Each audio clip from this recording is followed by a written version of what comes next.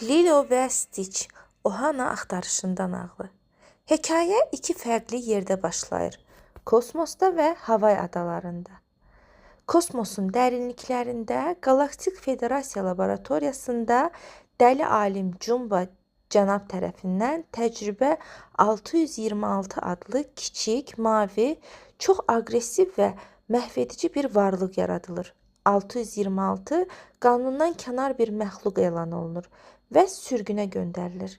Lakin o, nəqliyyat gəmisindən qaçır və təsadüfən yer kürəsinə, dəqiq desək, Havay adalarından birinə düşür.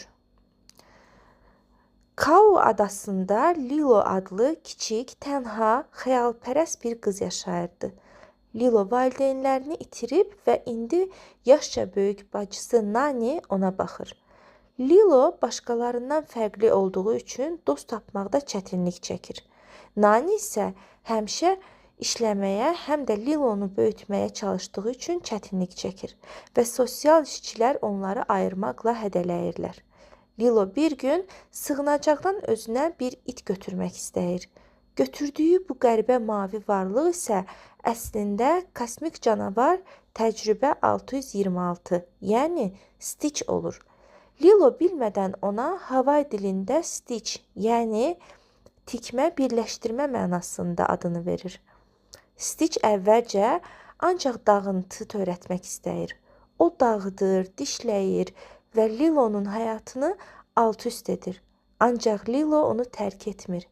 Lilo ona öz mədəniyyətlərini və Ohana fəlsəfəsini öyrədir. Ohana heç kimin unudulmaması və kənarda qalmaması deməkdir. Lilo Stitchə Elvis Presley mahnılarını, rəqsləri və yaxşı davranmağı öyrətməyə başlayır.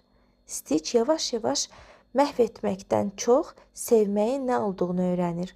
O, Lilo və Nani'nin çətinliklərlə dolu, lakin sevgi dolu həyatlarına baxdıqca ailənin həqiqi mənasını dərk edir. Bu müddətdə Jumbo cənab və Galaktik Federasiyanın casusu Pliqli Stitch'i geri qaytarmaq üçün yerə gəlirlər. Onların təqibi Lilo, Nani və Stitch'in həyatını daha da çətinləşdirir. Təqiblər zamanı Nani işini itirir və sosial işçi qızları ayırmaq qərarına gəlir. Çaxnaşma zamanı Stitch Lilonu xilas etmək üçün böyük bir qəhrəmanlıq göstərir. O, pis varlıq olmaqdan imtina edərək ailəsinə sadiq qalan bir varlığa çevrilir. Sonda Galaktik Federasiya